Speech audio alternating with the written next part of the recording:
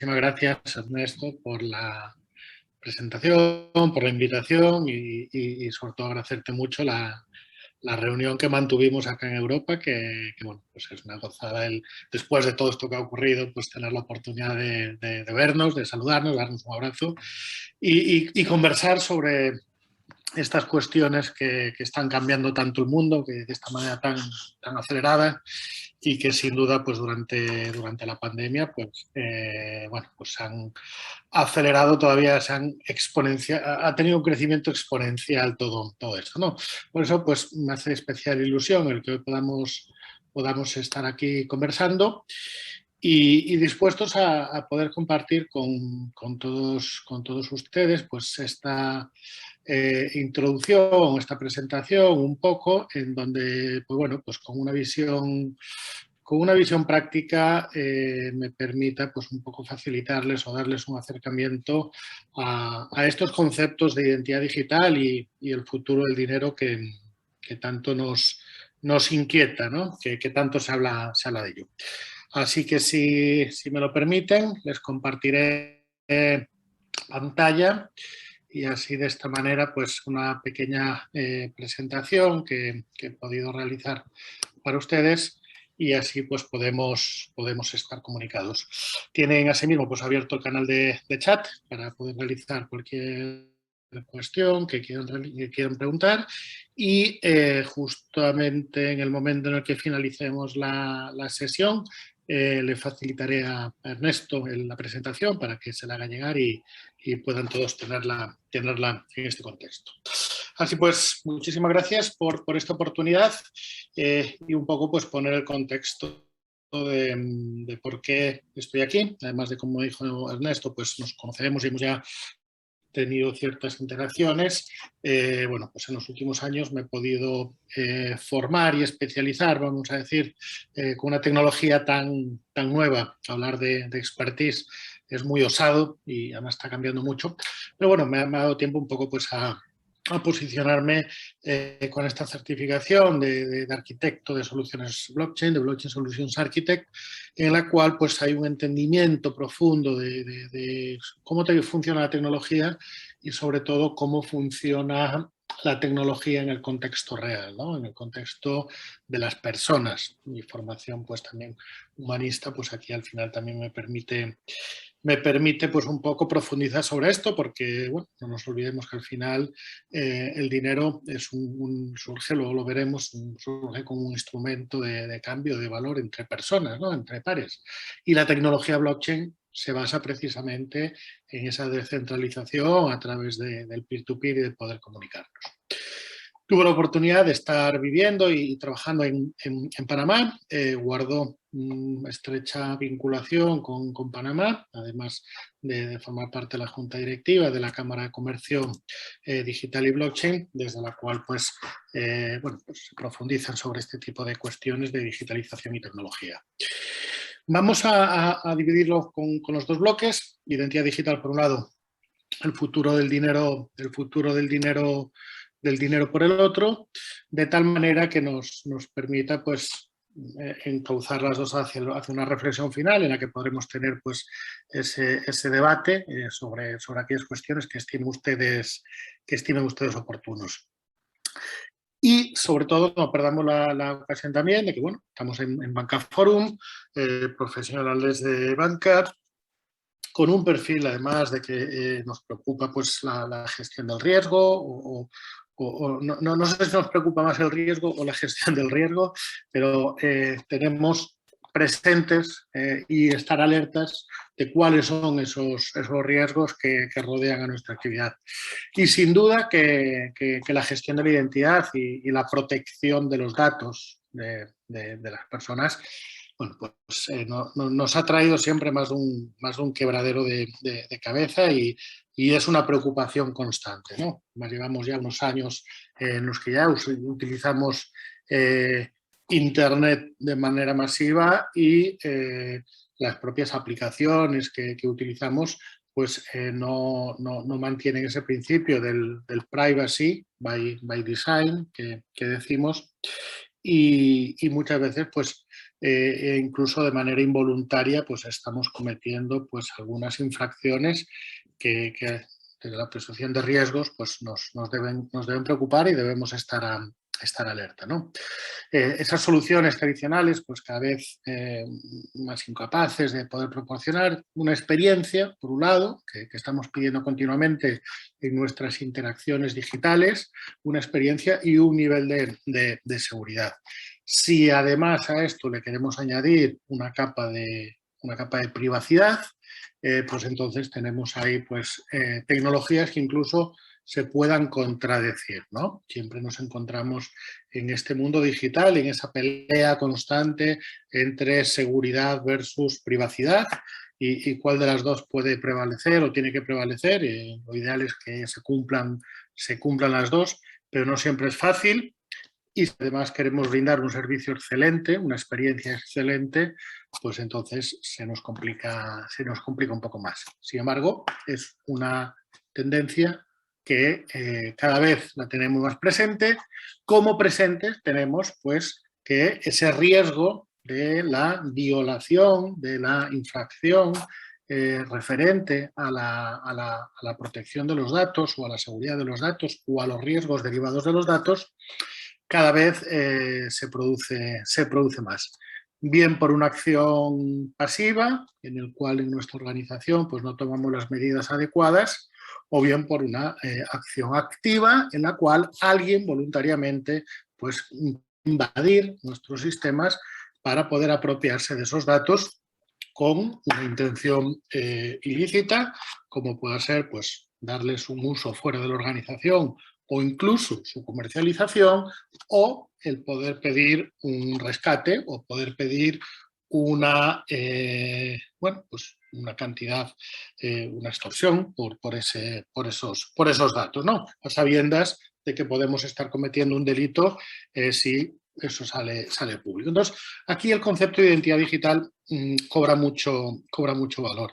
Y sobre todo cobra mucho valor en el momento en el que ya estamos todas las personas, estamos dentro de Internet, ¿no? Estamos dentro de Internet y tenemos nuestros datos, nuestros usuarios repartidos por todos lados. Aquí cabe destacar ya lo que es una primera aproximación a lo que debemos comprender o lo que debemos entender por identidad digital. Entendiendo que la identidad digital es única de cada persona, es única también, puede ser una identidad digital de un animal, o puede ser una identidad digital de un bien inmueble, o puede ser una identidad digital de un activo cualquiera. Ahora mismo estamos conectados por sensores desde nuestros smartwatch, Alexas, Siris, etcétera, que gestionan muchos datos, tienen su propia identidad digital y hay muchos datos que se van pegando a su identidad digital. Aquí la dificultad la tenemos, la brecha la tenemos cuando esos datos que se asocian a esa identidad digital de ese wearable forman parte de nuestra identidad digital. Y aquí es donde empezamos con esos conflictos, ¿no? Con las famosas cookies, con las famosas cesiones de datos, con las famosas explotación de los datos. Tengamos en cuenta que la identidad digital nos viene concedida por naturaleza. En el momento que nacemos somos personas y empezamos a generar atributos que van vinculados a esa identidad digital. Es decir, yo como ser humano nazco y como ser humano tengo mi propia identidad. Y a medida que voy pasando estadios de mi vida, voy añadiendo atributos, añadiendo información a mi identidad digital. Partidas de nacimiento, vacunaciones, expedientes académicos, expedientes profesionales, historiales crediticios, bueno, pues cualquier dato, mis propias imágenes, mis propias fotos, mis propios vídeos, es decir, todas aquellas datos, todas aquellas informaciones que hoy en día puedan ir asociados a nuestra identidad. ¿Qué pasa? Que en un contexto digital como en el que estamos viviendo, en el cual desde que prácticamente nacemos nuestra presencia traspasa el mundo físico y estamos en ese mundo digital, en ese mundo virtual, en ese mundo digital, empieza a tomar coherencia el que tengamos que hablar de identidad digital. Identidad digital, sobre todo, aplicada a ese identificador, ¿no?, que nos hace ser únicos, ¿no?, que nos hace poder autenticarnos, que es la otra palabra que debemos separar, identidad digital de autenticación digital, que debemos autenticarnos cuando entramos en contacto con cualquier parte en Internet o en la vida real. Por ejemplo, hoy en día confundimos nuestra identidad digital con nuestro usuario en unas redes sociales. Bien, ese usuario en esas redes sociales forma parte de tu identidad digital, pero no es tu identidad digital. De hecho, en muchas ocasiones ni está ni verificado que lo que tú estés utilizando en ese usuario, lo que tú estés aportando información, ni siquiera estamos verificando, no podemos verificar que esa información sea real, sea auténtica, ¿no? Con lo cual, nosotros lo que estamos haciendo es que al utilizar ese usuario de redes sociales para poder identificarnos, vamos a hablar correctamente, para poder autenticarnos, se pueden estar cometiendo pues muchas vulneraciones, mucho riesgo, un riesgo elevado, desde el riesgo de que esos datos no estén verificados hasta el riesgo de que alguien tome esos datos para poder utilizarlos para otra cuestión. Así es como llegamos pues, a un concepto que dentro de este mundillo pues, manejamos, que es el de identidad digital soberana, Self-Sovereign Identity, que en contraposición de ese modelo que tenemos ahora instaurado, que tenemos ahora implementado, en el cual todas las aplicaciones centralizan esos datos sobre nuestros usuarios y los comparten entre ellos, y cuando estás accediendo a una, accedes desde el perfil de otra, y entonces se comparten todos los datos, y cuando estás buscando algo en un sitio, luego te aparece reflejado en otro sitio información sobre eso. Información que incluso puede ser no coincidente en unos sitios con otros. Bueno, pues como alternativa a toda esa problemática de identidad o esa problemática de datos, nos encontramos con unos modelos más avanzados que se basan en la privacidad de la persona y que la identidad digital de esa persona es la que autentica y es la que autoriza y es la que permite.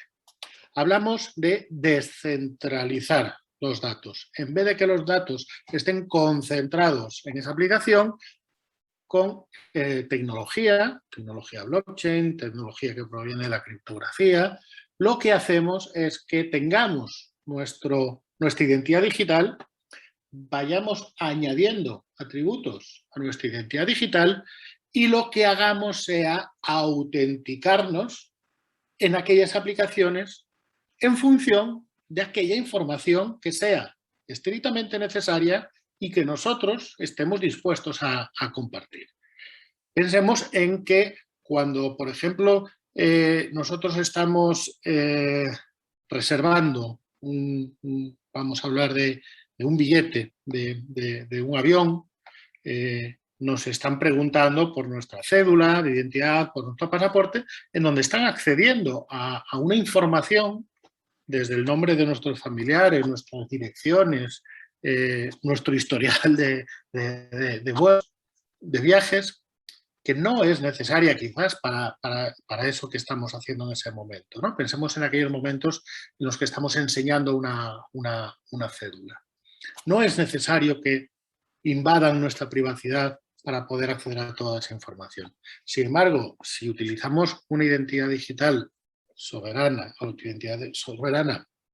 con estas características, lo que nos va a permitir que es que nosotros únicamente nos tengamos que autenticar, que podamos verificar que nosotros somos quienes decimos que somos y ya está. Incluso podemos llegar a un nivel máximo de privacidad, como es el Zero Proof Knowledge, que ni siquiera tenemos que decir nuestro nombre, sino que nuestro nombre va asociado a un código y lo que hace es verificar que esos códigos coinciden, ¿no? Entonces, tenemos ahí esa posibilidad de trabajar esa identidad. Y trabajar esta identidad y este concepto de autenticación, lo que nos permite en un mundo digital o en una vida digital, es que nos podamos mover con mayor libertad, con mayor confianza, con mayor seguridad, con mayor independencia y podamos así generar nuevos servicios, nuevas experiencias que con una base tecnológica nos permita asegurar esa privacidad. Ese entendimiento de identidad versus autenticación, ¿no? De qué es autenticación y qué es identidad, que la identidad es única y lo que haremos será autenticarnos con nuestra identidad, aportando o demostrando o verificando que somos quienes somos, decimos que somos o que tenemos los datos que decimos que tenemos, nos abre un mundo nuevo de oportunidades en torno a la identidad digital. Por ejemplo, con este partner, con Aro, con quien trabajo, desarrollamos un modelo de identidad digital para que veáis un poco el funcionamiento que se basa en este caso pues en una medida quizás de las más seguras que haya, que puede ser el reconocimiento facial, ¿no? El análisis biométrico, entendiendo pues que es una de las partes junto con el ADN que nos define o que nos identifica como personas únicas. Trabajando con un concepto de este tipo, que realmente pues, lo que requiere es un registro inicial en el cual nos asociamos nosotros pues, con nuestra imagen, una selfie que nos solemos sacar, nos generamos una identidad y a esa identidad le vamos añadiendo esos atributos que decíamos, una cédula, un pasaporte, un historial médico, un historial profesional, un historial crediticio, lo que sea necesario, pero que somos nosotros quienes somos los propietarios de esa información y los que nosotros, llegado el momento, demostramos que somos quienes decimos que somos y que esa documentación la tenemos correcta.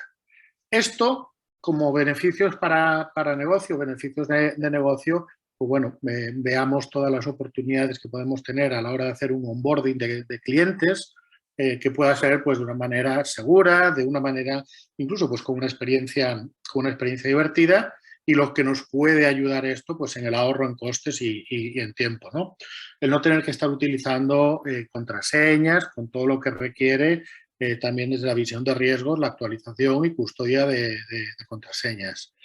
Poder movernos con libertad dentro de un edificio o dentro incluso de cambiar en los aeropuertos, pues nos permita también pues, el poder hacer esa autenticación sin contacto, ¿no? Ahora lo hemos visto mucho en estos últimos años por exigencias. Podemos aplicarlo a casos increíbles, ¿no? Por ejemplo, experiencias de turismo, ¿no? En la cual la persona que va a viajar se registra con su identidad, ya registra ahí toda la documentación que tenga que necesitar, pero que esa información la tiene él consigo, no tiene que estar enviándosela a nadie. Hay una verificación, se puede verificar esa documentación, con lo cual pues esto nos facilita los problemas que tenemos muchas veces para poder realizar un KYC, un Know Your Customer, un conozca a su cliente de manera digital, de manera rápida, de manera efectiva, incluso en cuestiones de actividades relacionadas con finanzas, poder realizar un Electronic KYC o con el cumplimiento que nos puedan exigir normativas internacionales como el Anti-Money Laundering, es decir, que podamos realizar esto de una manera que no sea violenta, que violenta a la hora de poder exigir información, registros, huellas dactilares, firmas, procesos de validación de documentación que tardan semanas. Esto se puede hacer, se puede agilizar.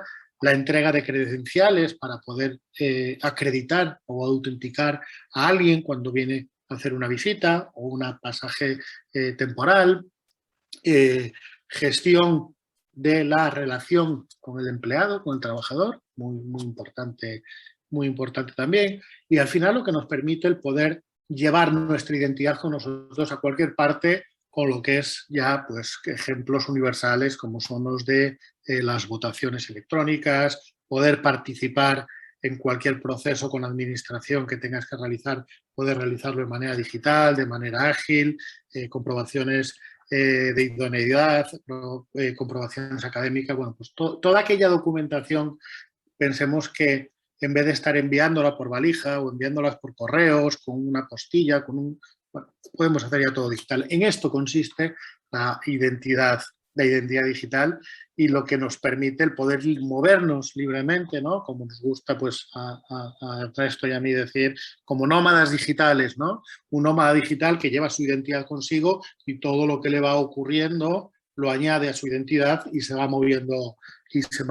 con ello, ¿no? Sin duda, pues algo que para este mundo digital en el que estamos ahora pues ya se hace más imprescindible que nunca. Y algo que viene añadido con esta identidad digital, pues está, por supuesto, pues lo que es la parte de las finanzas, la parte de nuestras finanzas, ¿no? Y el cómo podemos gestionar nuestras finanzas y nuestras relaciones financieras, nuestras relaciones bancarias a través de esa identidad digital. ¿Y cómo? Bueno, pues añadiéndole a esa identidad digital pues el concepto de dinero, ¿no? El concepto de dinero que analizaremos a continuación y que estamos inmersos desde el punto de vista de usuario, desde el punto de vista profesional y que, bueno, pues debemos ser conscientes de todo lo que está suponiendo la revolución de Internet y todo lo que está suponiendo esta nueva revolución de Internet con esta concepción de lo que es la digitalización y la identidad digital y el valor de los datos y cómo esto está transformando la economía a un ritmo que va tan rápido que pasa imperceptible, ¿no? Que nos lo vemos un día y al día siguiente lo vemos y ya ha cambiado porque es que ahora mismo es cuando se está construyendo, ¿no? Una breve reflexión acerca de cuando hablamos del dinero, ¿no? Es hablar del sistema monetario, ¿no?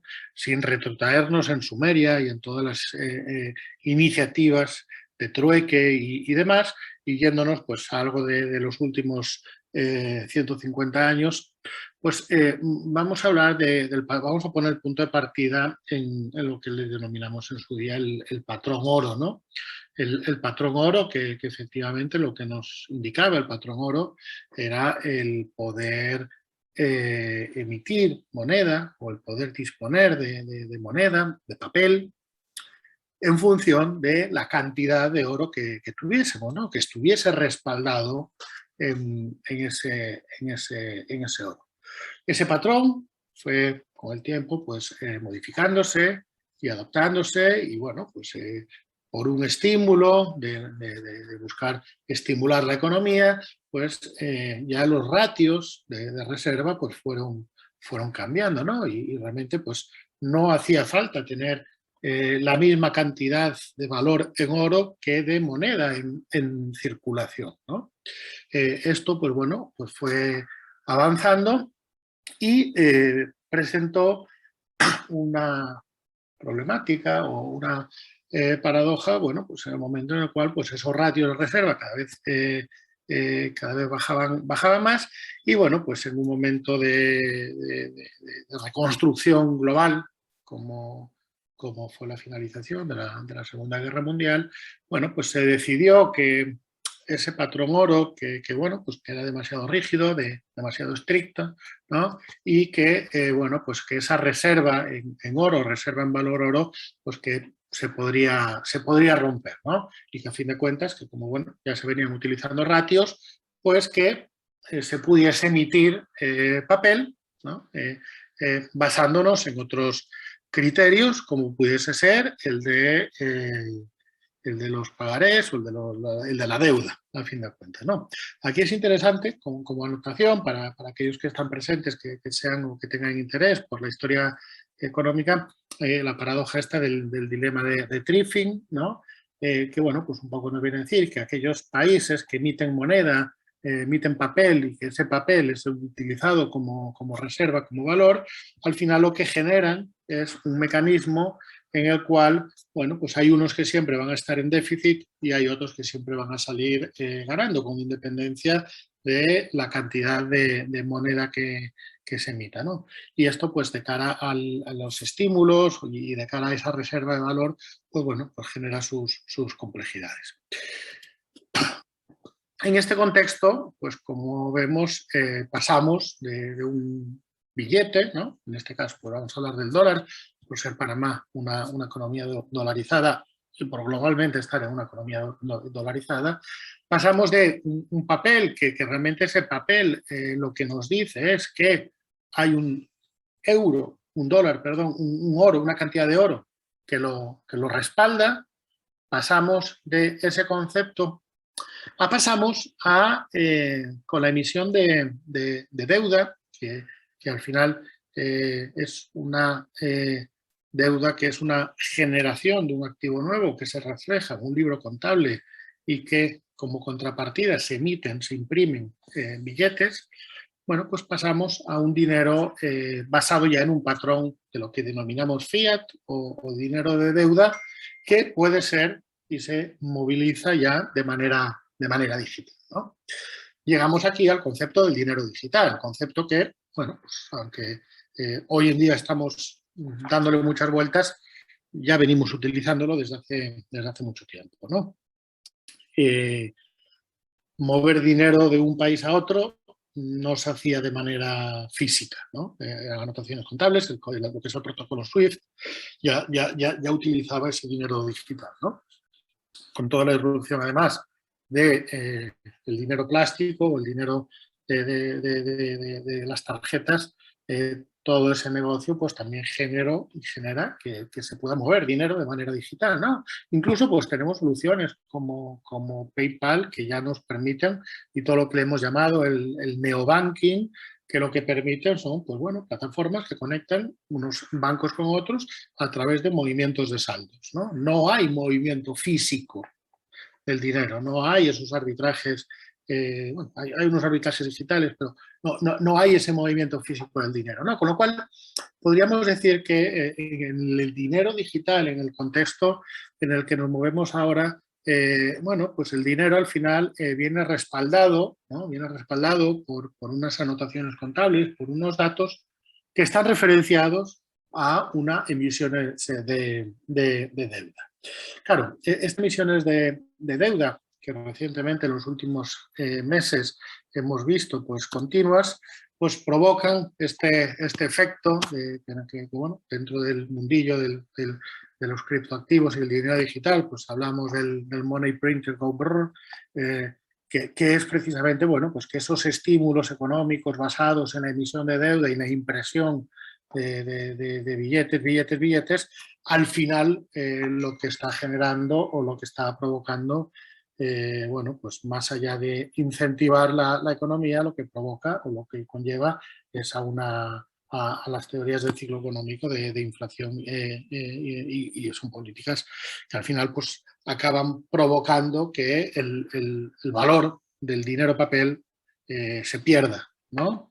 Y que al final, cada vez metiendo más papel en el mercado, pues al final pues no tenga valor alguno, ¿no? Y esto es una situación la cual, pues, bueno, pues nos ha alertado o nos ha avisado de que ese modelo, pues quizás no sea sostenible, ¿no? Y en esa sostenibilidad es en donde, en este contexto del dinero digital, en donde se empiezan a hablar de, bueno, pues qué otras alternativas podríamos tener dentro de este contexto del dinero digital que nos garantizasen o que nos permitiesen una política monetaria con la cual evitase este tipo de situaciones, ¿no? Evitasen políticas inflacionarias y pudiésemos hablar de políticas monetarias deflacionarias a través de mecanismos en los cuales, pues con una emisión de una moneda limitada y controlada, en este caso,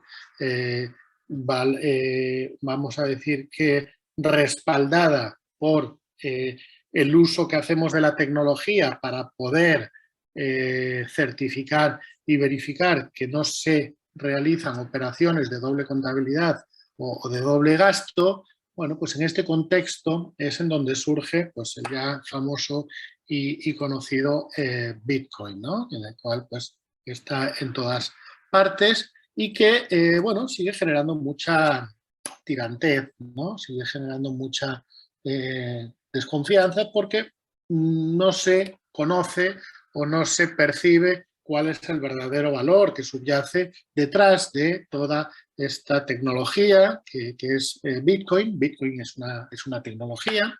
La tecnología de Bitcoin se ha dado por llamar blockchain y al final pues es una tecnología que lo que permite es un registro distribuido, ¿no? Un libro de contabilidad inmutable, duradero en el tiempo, trazable y que se puede verificar en cualquier momento que lo que se ha puesto ahí pues no ha sido modificado. Y dentro de esa tecnología surge pues, el activo, la moneda que representa esa red, esa tecnología, que es Bitcoin como moneda.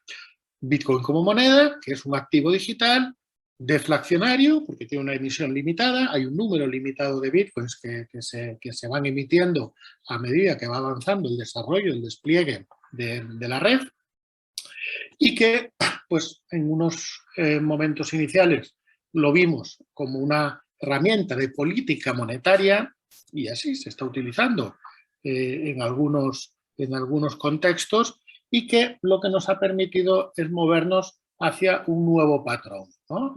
Así como tuvimos el patrón oro, del cual se salió pues, con los petrodólares y se buscaba el barril de Brent y la relación con el barril de Brent. Al final eso todo pues, vino o está viniendo pues, un fiasco por toda la emisión de deuda descontrolada que se hacen desde los bancos centrales. Bueno, pues Bitcoin como herramienta de política monetaria.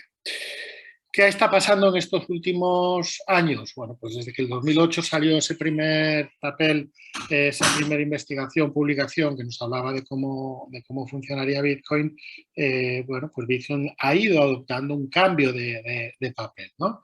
Y un cambio de papel en el cual, bueno, pues inicialmente es un medio de pago y ahora pues está en un posicionamiento de activo de reserva de valor, ¿no? Porque además, bueno, pues al tener una deflación, al ser una moneda deflacionaria, pues va aumentando su valor con el tiempo y en ciertos periodos de manera exponencial, lo cual está atrayendo a inversores institucionales, corporativos, gobiernos, a poder confiar en esa reserva de valor. Entonces, dentro de este contexto del dinero digital, tenemos este activo, como un activo hoy en día de patrón Bitcoin, en el cual pues, funciona como una reserva de valor, además de ser una tecnología que soporta o que permite poder diseñar diferentes productos financieros con ella. Pero a la hora de diseñar esos productos financieros, ¿no? Sin duda, el que es el líder indiscutible es esta otra plataforma, esta otra tecnología, que es Ethereum, que nace en el año 2015. Ethereum lo que nos permite es que con esa misma base tecnológica de Bitcoin, que es lo que hemos denominado blockchain, con esa misma base tecnológica, nos permita poder programar dinero, ¿no? Que nos puede permitir poder programar transacciones, que nos permite poder reflejar el valor que tiene un activo físico o virtual en un activo digital denominado token.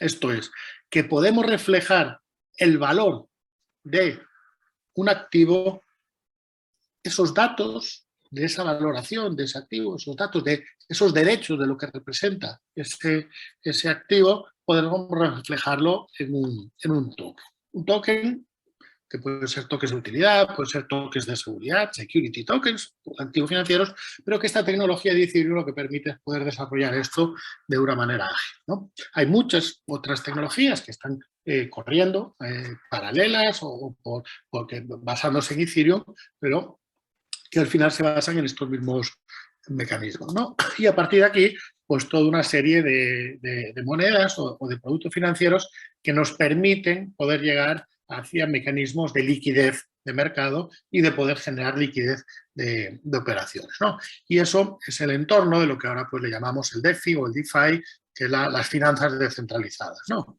En un modelo anterior, como veíamos con con el dólar, en el cual todo depende de un banco central, en el que hay una emisión y esa emisión determina la cantidad de dinero en circulación y por lo tanto pues esto afecta a su valor y por consecuencia al precio y a lo que puede adquirirse con esa moneda, versus contra un modelo descentralizado en el cual con la tecnología podemos generar diversos mercados, diferentes mecanismos para poder generarnos liquidez y poder realizar operaciones sin la necesidad de un tercero de confianza, ¿no?